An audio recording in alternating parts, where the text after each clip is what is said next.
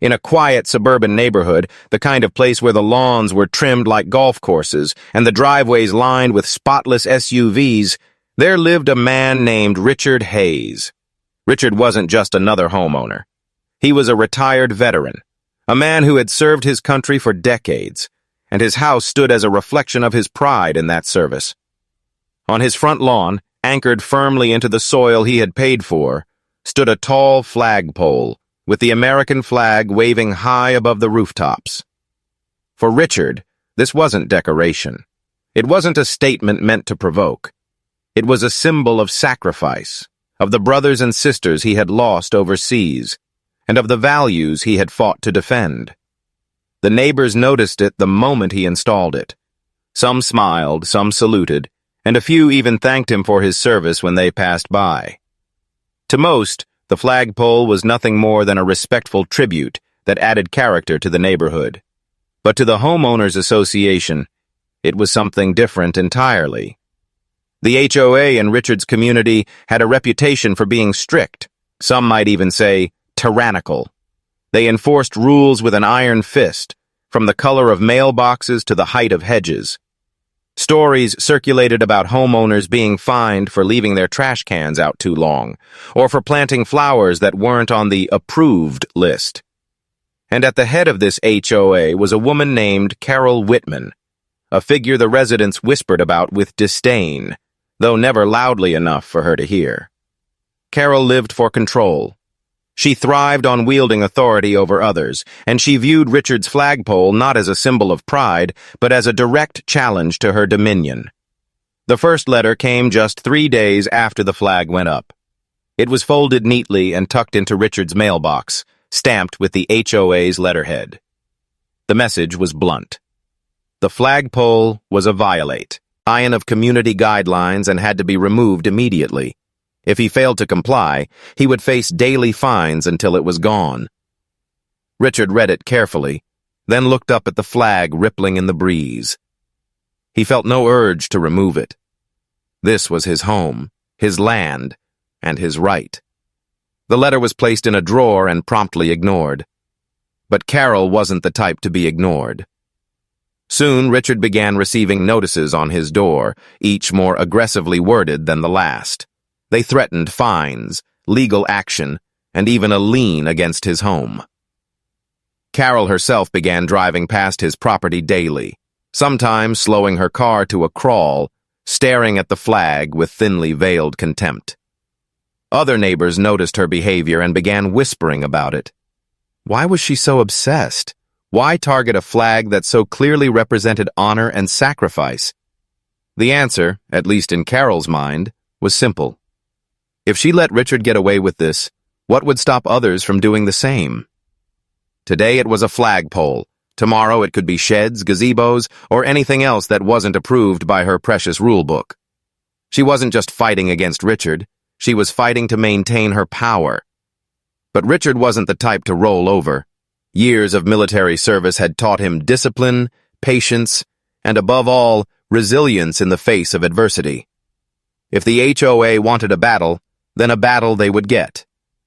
He started by researching his rights. Hours were spent combing through state laws, federal statutes, and HOA bylaws. What he discovered gave him hope.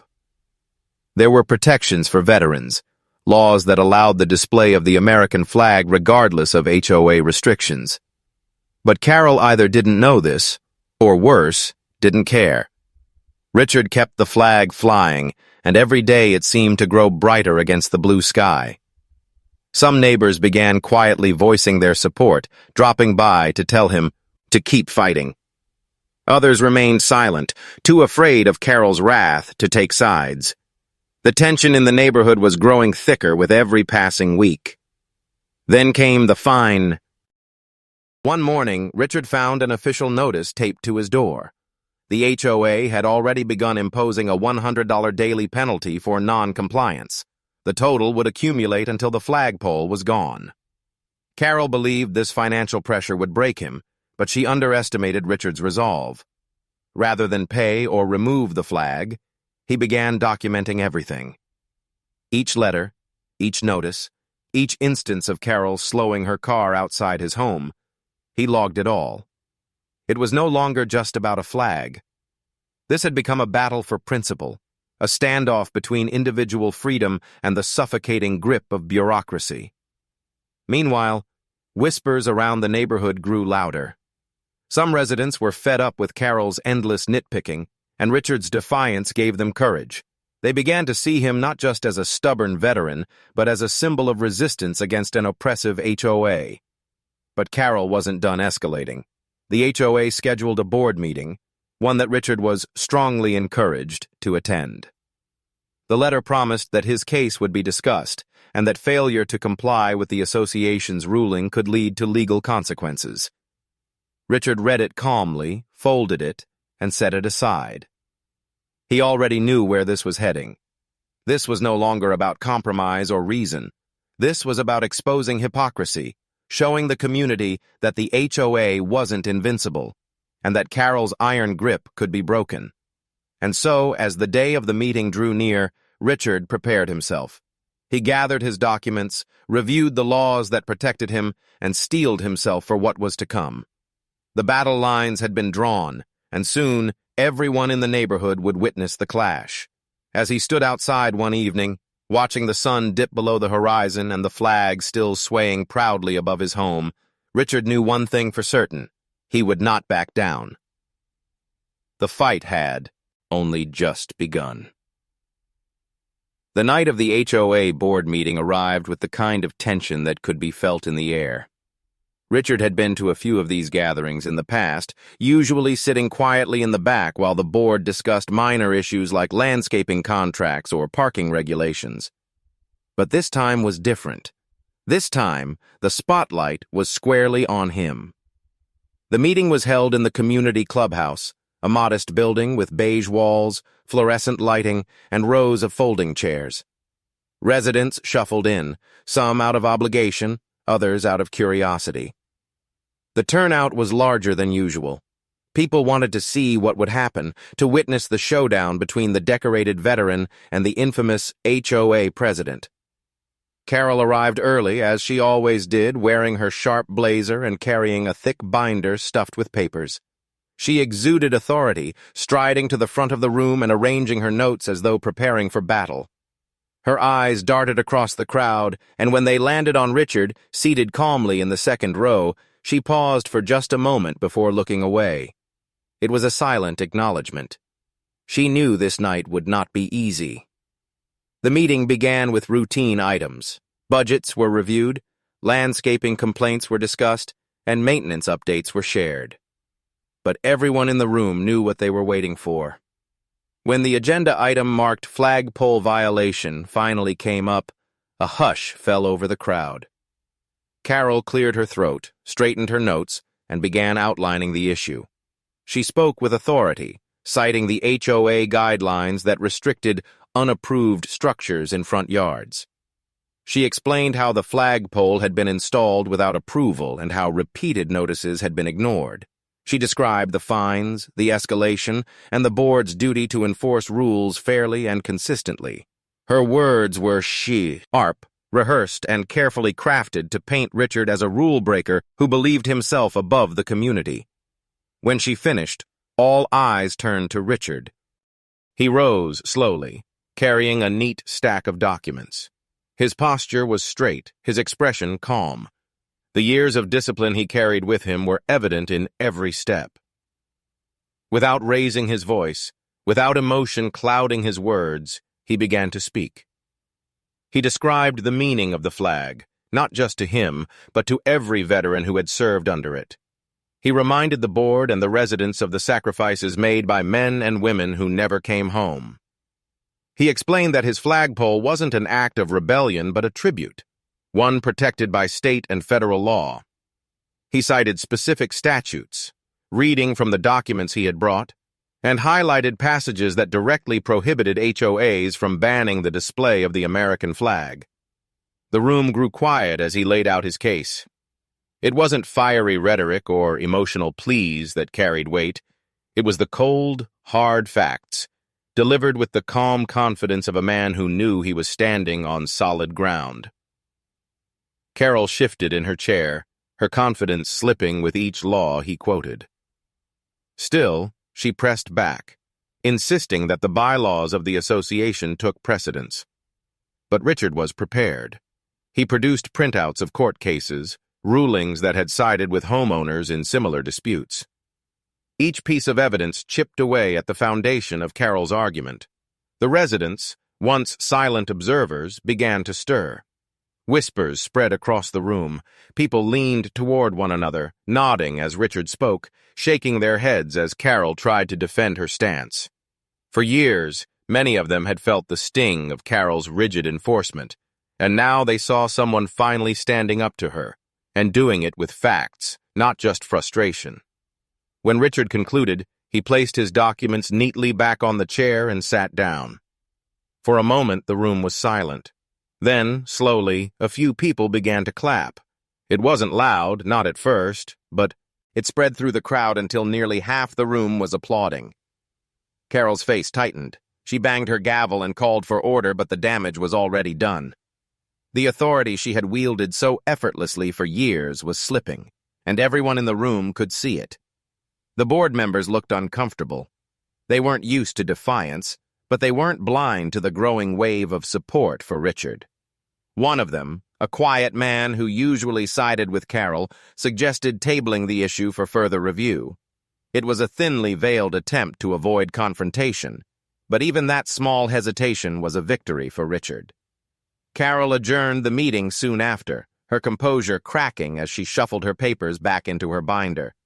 She left quickly, without making eye contact with anyone. Richard remained seated for a while, shaking hands with neighbors who approached to thank him for speaking up. Some whispered words of encouragement, others admitted they had always wanted to challenge the HOA, but never had the courage.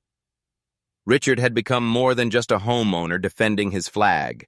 He had become a symbol of resistance against unfair authority. That night, as Richard walked back to his house, the flag still swayed gently in the evening breeze. The battle was far from over. Carol wasn't the type to admit defeat, and he knew she would come back stronger, angrier, and more determined to win. But now he had something powerful on his side, the support of his neighbors.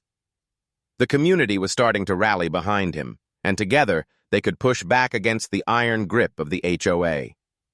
As he stood on his lawn, looking up at the flagpole illuminated under the soft glow of the porch light, Richard felt a renewed sense of purpose.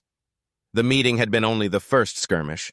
The real war was still ahead, and somewhere in the shadows of the neighborhood, Carol was already plotting her next move. The days after the HOA meeting carried a strange energy through the neighborhood. Neighbors who had once been silent now greeted Richard more openly, stopping to wave or quietly tell him they admired his stand. A few even dropped by his door, sharing their own stories of frustration with the HOA. For the first time in years, Richard felt that people were no longer afraid to speak out. But the optimism was tempered by a lingering awareness that Carol was far from finished. Carol had built her authority on fear. For years, she had kept the neighborhood in check with a steady stream of fines and enforcement letters, breaking down resistance before it could grow. The board, though technically a group of elected residents, usually bent to her will, preferring to avoid conflict. The meeting had shaken her. Not only had Richard challenged her in public, but he had also embarrassed her by presenting laws that undermined her claims. For someone like Carol, humiliation wasn't just a sting. It was a wound that demanded retaliation. Within a week, the first new fines arrived at Richard's door. They were not labeled as flag-related but cited other violations. His grass was allegedly half an inch taller than permitted. His trash can was supposedly visible from the street. Even a tiny crack in his driveway, long ignored by the association, was suddenly deemed unsightly and grounds for penalty. Each notice was stacked with fines ranging from $50 to $100, piling up with mechanical precision. It was a tactic designed to wear him down. If the flag couldn't be attacked directly without legal pushback, then the HOA would bury him in smaller violations, hoping the financial weight would force him to yield. But Richard had seen such strategies before. During his military service, pressure tactics were common, used to test resolve. And he knew one truth above all: pressure. He only worked if you gave in. So Richard didn't give in. Instead, he documented everything. He photographed his lawn, measured its height, and filed the evidence neatly into a growing folder. He recorded the dates his trash cans were set out, and he noted the length of time they remained there.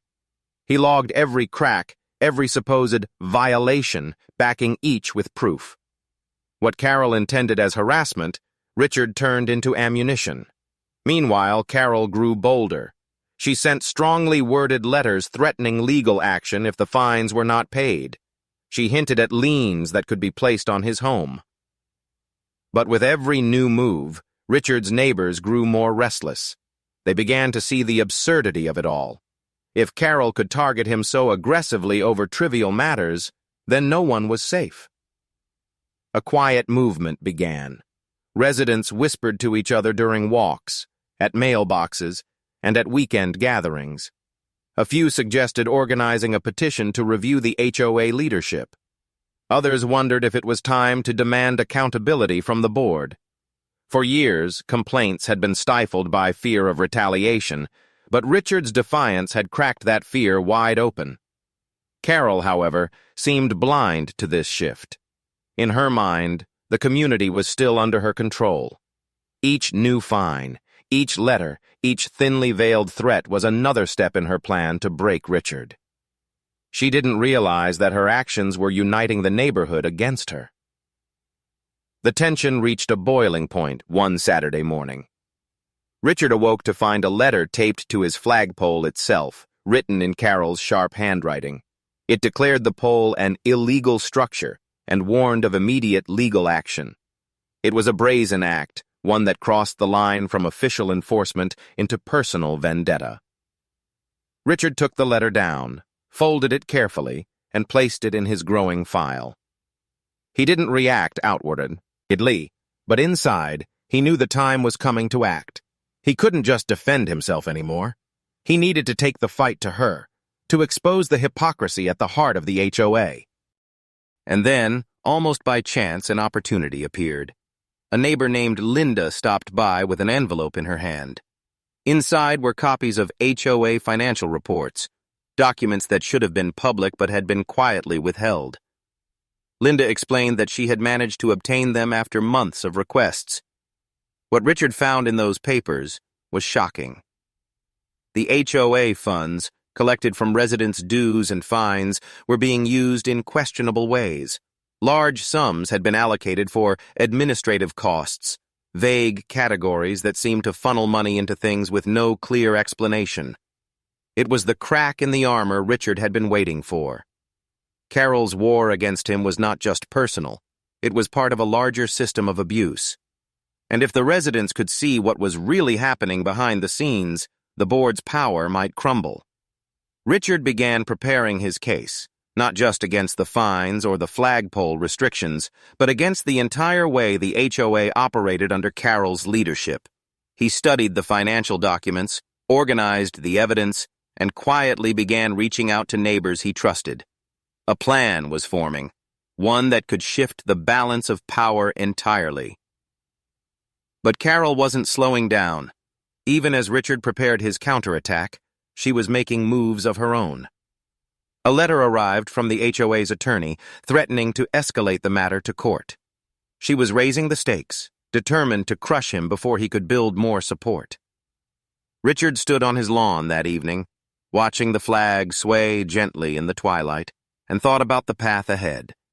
He knew the fight was about to become much bigger. It was no longer just about a flagpole. It was about fairness, freedom, and whether one person's hunger for control could outweigh the will of an entire community. And as the wind caught the flag and pulled it tight against the darkening sky, Richard knew he was ready for whatever came next. The discovery of the financial documents was a turning point. For weeks, Richard had endured fines, threats, and intimidation, but now he held something far more powerful than defiance. He held evidence. And evidence, when presented at the right time, could topple even the strongest walls of authority. He began methodically piecing everything together. Each document was examined line by line, each expense traced and cross-referenced. The patterns were clear. The HOA under Carol's leadership had been spending money with little accountability. Large sums marked as administrative had no receipts, no explanations. Payments to vendors were suspiciously vague, sometimes even directed to companies residents had never heard of. To Richard, who had spent years dealing with military audits and precise accounting, it was obvious something was being hidden. But raw evidence wasn't enough. He knew Carol would deny, deflect, and twist the narrative unless he presented it in a way that the entire community could understand. So Richard crafted a plan. He would gather allies quietly, build support among neighbors, and when the time came, he would lay everything out in the open. The first step was conversation. He went door to door, not preaching, but listening. Residents shared their frustrations, unexplained fee hikes, arbitrary fines, constant harassment. Many admitted they had long suspected the HOA of mishandling funds, but none had ever had proof. When Richard showed them the documents, their anger was palpable. One by one, people who had been silent out of fear began to express a desire for change. The support wasn't immediate from everyone. Some were cautious, wary of what retaliation might come if they openly opposed Carol. But others were emboldened. They spread the word quietly, sharing Richard's findings with friends and neighbors. By the end of the week, whispers of corruption were floating through the community like wildfire. Meanwhile, Carol continued her campaign of harassment. More fines appeared in Richard's mailbox, each for increasingly ridiculous reasons. One accused him of improper porch lighting. Another claimed his garden hose was a tripping hazard. But instead of isolating him, these notices only fueled the residents' growing frustration. They saw the absurdity more clearly than ever, and with each petty attack, Carol lost another shred of credibility. Richard knew the time was right to strike. The HOA's next monthly meeting was approaching, and attendance was expected to be higher than usual. Word had spread that something big was coming, though no one knew exactly what. Richard kept his plans close to his chest, sharing only with a handful of trusted neighbors. The night of the meeting, the clubhouse was packed. Rows of chairs filled quickly, with some residents forced to stand along the walls. The air was thick with anticipation. Carol, as always, sat at the front with her binder of rules, her gavel resting on the table before her. She tried to project confidence, but her eyes betrayed unease as she scanned the unusually large crowd. The meeting began in the usual way, reports, updates, the same monotony everyone expected. But when the agenda reached resident concerns, Richard stood. The room quieted instantly. He carried a binder of his own this time, thick with documents and neatly organized tabs. Without raising his voice, without theatrics, he began. He explained the fines he had received, the harassment he had endured, and the laws that protected his right to fly the flag. Then, he shifted focus. He presented the financial documents, laying out discrepancies with precise detail. He highlighted unexplained expenses, unaccounted funds, and suspicious vendor payments. He compared the HOA's bylaws, which required transparency, with Carol's refusal to release these records until pressured. Each page he displayed hit like a hammer against Carol's authority. Residents leaned forward, murmuring, shaking their heads in disbelief. Some gasped at the numbers, others whispered angrily about how their dues were being misused. Carol tried to interrupt, banging her gavel, insisting that Richard was misrepresenting the facts. But the crowd had shifted. They weren't listening to her anymore. They were listening to him. By the time Richard finished, the room was buzzing with outrage. Neighbors who had once been quiet now spoke up, demanding answers. Why had dues been raised when so much money was unaccounted for? Why had fines been issued so aggressively while the board spent money on vague administrative costs? Why had transparency been denied for so long? Carol's usual composure cracked. She stumbled through explanations, blaming clerical errors, insisting the spending was justified. But no one was convinced. The once compliant board members looked uneasy, glancing at each other nervously. For the first time, Carol's grip on them seemed to falter. The meeting ended in chaos, with residents demanding an independent audit and calling for Carol's resignation. Though no official decision was made that night, the shift in power was undeniable. The community had seen the truth, and once seen, it could not be unseen. Richard left the meeting with a calm sense of accomplishment. The battle wasn't won yet, but the tide had turned. The residents were no longer afraid. They had found their voice, and with it, the possibility of real change. As he walked home under the glow of the streetlights, the flag swayed proudly in the night air. The fight that had begun with one man and his flagpole had grown into something much larger, a movement to reclaim the neighborhood from the grip of a power-hungry leader. And in the shadows of her home, Carol seethed. She waited. Hasn't finished, not yet. If Richard wanted a war, she would give him one. And she would fight with every weapon at her disposal. The fallout from the last meeting spread through the neighborhood like wildfire. For the first time in years, residents walked around with their shoulders squared, their conversations filled with possibility instead of resignation. People who had once lived in quiet fear of Carol's authority now began openly questioning her decisions.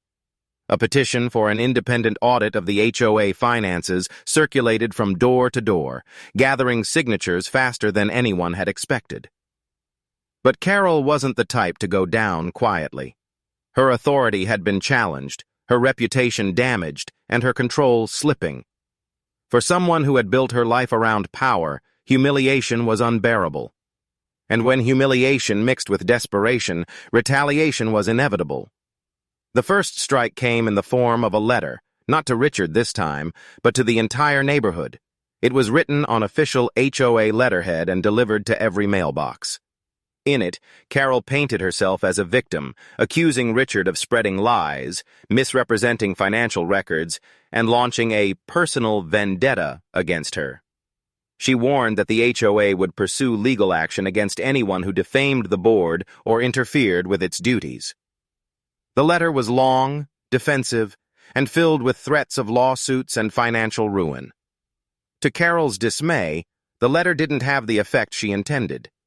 Instead of frightening residents back into silence, it only confirmed their suspicions. If everything Richard revealed had been false, why was Carol lashing out so desperately? Why hadn't she simply presented clear evidence to disprove him? Still, the letter marked the beginning of a more aggressive campaign. Within days, Richard received a notice from the HOA's attorney, threatening to sue him personally for defamation and breach of community bylaws. The letter was thick with legal jargon and designed to intimidate, but Richard had expected something like this. He forwarded it to a friend of his, a retired lawyer who volunteered to review the matter. Within hours, Richard had confirmation. The threats were baseless. Carol was bluffing, hoping the shadow of legal action would scare him into silence. When that failed, she escalated further. A private security company was suddenly hired to monitor compliance in the neighborhood. The guards cruised the streets in marked vehicles, writing reports on supposed violations. The timing was too coincidental to ignore. Residents whispered that Carol had dipped even further into HOA funds to bring them in, using community money to fuel her personal vendetta. The pressure campaign worked on some. A few residents who had spoken up against Carol suddenly went quiet, worried about lawsuits or fines. Others doubled down in their support for Richard, outraged that their money was being wasted on intimidation tactics. The division in the community grew sharper, the tension thicker, as if the neighborhood itself was holding its breath for what would come next. Richard, however, refused to bend. Every letter, every notice, Every security report went into his ever-growing file of evidence. He documented it all, preparing for the inevitable day when this battle would reach its peak. And as he walked the streets, neighbors continued to approach him quietly, thanking him for standing firm. Many admitted they were scared but encouraged by his courage. Meanwhile, Carol worked to rally the board behind her. She called emergency meetings, twisting the narrative, insisting Richard was leading a rebellion that threatened the community's stability. Some board members, long cowed by her authority, nodded along, but others were wavering. The documents Richard had revealed still weighed heavily on their minds, and the petition circulating outside those walls was a constant reminder that the residents were watching closely. The standoff came to a head one Friday evening. As Richard sat on his porch, watching the flag ripple in the fading light, a process server approached his house. In his hand was a thick envelope, official notice that the HOA, under Carol's direction, was filing a lawsuit against him. The claim accused him of violating bylaws, refusing to pay fines, and damaging the HOA's reputation. It was the boldest move Carol had made yet, and it sent shockwaves through the community. Neighbors whispered about the lawsuit at mailboxes and driveways, stunned that the HOA had gone so far. Some worried about what this meant for their own futures, wondering if they could be next. Others grew angrier than ever, seeing the lawsuit as proof that Carol had lost all perspective, willing to destroy one man just to protect her power. For Richard, the lawsuit wasn't a surprise. He had prepared for it, knowing Carol's pride would eventually push her down this path. He immediately contacted his lawyer friend and began crafting his defense. But more than that, he saw the lawsuit as an opportunity. Court meant evidence. Court meant transparency. Court meant Carol could no longer hide behind vague threats and intimidation. The lawsuit, instead of scaring him into submission, gave him the perfect stage to expose everything. That night, Richard stood once again under the glow of his porch light, looking up at the flagpole. The stars were out, the air cool, and the flag swayed gently against the dark sky.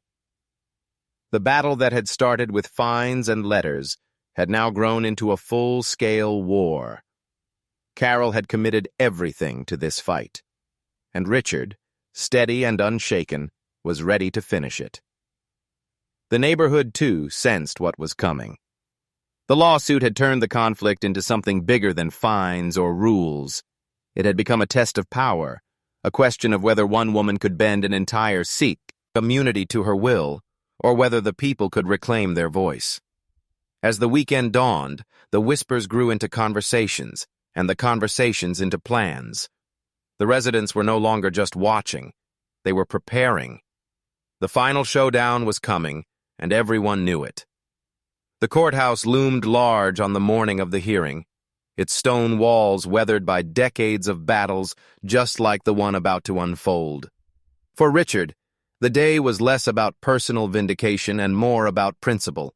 The flagpole in his yard was still standing, the flag still flying, and that simple truth gave him strength as he stepped inside. Carol arrived with all the pomp she could muster, flanked by the HOA's attorney and a stack of documents meant to intimidate. She walked with the stiff posture of someone who believed victory was guaranteed, her eyes darting toward Richard with icy disdain. The board members, too, had come to watch, their faces taut with unease. Some avoided Richard's gaze entirely, ashamed of their complicity. Others looked at him with quiet support, silently hoping he would succeed where they had failed. The courtroom filled with residents, more than anyone had expected. Word of the lawsuit had spread, and curiosity had turned into solidarity. Neighbors who rarely agreed on anything now sat shoulder to shoulder, waiting to see how the drama that had consumed their community would finally end.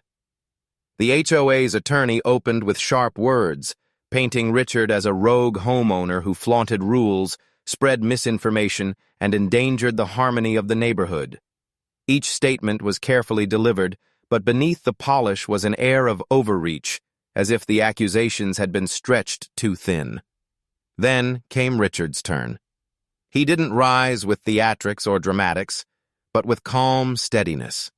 With the help of his lawyer friend, he laid out the evidence. First, came the financial records, meticulously copied and cataloged. He pointed out the unexplained expenses, the misused funds, the payments made without proper authorization. He walked through the bylaws Carol herself had violated, showing how she had twisted rules to her advantage while punishing others for lesser offenses. The room grew tense as the evidence piled up. The judge's brow furrowed deeper with each exhibit, each chart, each inconsistency exposed. The board members shifted in their seats, no longer able to pretend ignorance. Even Carol's own attorney seemed unsettled, forced to defend actions that grew harder to justify with every passing minute. Then came the defining moment. Richard revealed that Carol had used HOA funds to hire private security, all without a community vote, all under the guise of monitoring compliance. The invoices were clear, the amounts staggering. Gasps rippled through the courtroom. For the residents who had struggled to pay ever-increasing HOA fees, it was the final straw. Carol tried to interject, her voice sharp and defensive, but the judge silenced her with a firm hand.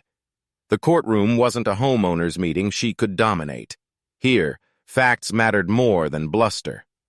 By the end of the hearing, the outcome was unmistakable. The judge dismissed the HOA's claims against Richard entirely, calling the lawsuit frivolous and punitive. More than that, the judge ordered a full independent audit of the HOA's finances, citing serious concerns about mismanagement. The gavel came down with a finality that reverberated beyond the walls of the courtroom. Richard had not only defended his right to fly his flag, but he had also forced open the doors Carol had worked so hard to keep closed. The aftermath was swift. Within weeks, the audit revealed everything Richard had warned about: misuse of funds, unauthorized spending, and a pattern of behavior that could no longer be excused. Carol was forced to resign from the board, her influence shattered. Some even spoke of pursuing charges, though whether that came to pass mattered less than the fact that her reign was over. The neighborhood began to heal in the weeks that followed. Residents who had once lived in fear of fines and harassment now walked their streets freely, chatting with neighbors, planting gardens, even decorating their homes without looking over their shoulders. A new board was elected, this one transparent and accountable, determined never to let power concentrate in the wrong hands again. And through it all, Richard's flagpole remained, its presence no longer controversial but symbolic. To the community, it became more than just a pole with a flag. It was a reminder of what courage and persistence could achieve. It stood for freedom, unity, and the importance of standing up when something was wrong, no matter how daunting the opposition. On quiet evenings, Richard often sat on his porch, watching the flag ripple in the breeze. Neighbors would wave, sometimes stopping to thank him once more. He always nodded humbly, reminding them that it hadn't been his fight alone. The victory belonged to everyone who had chosen to stand beside him. The story of Carol and the HOA became something of a legend in the neighborhood, retold at block parties and over backyard fences. It was a cautionary tale about unchecked power, but also an inspiring one about resilience and justice. For Richard, life settled into a calm rhythm again. The battles were behind him, but the lessons lingered. He knew the price of silence and the value of integrity. And as long as his flag flew high, he knew that the community would remember too. The final showdown had ended not with fear, but with freedom. And in that small suburban neighborhood, a flagpole had become the spark that lit a revolution,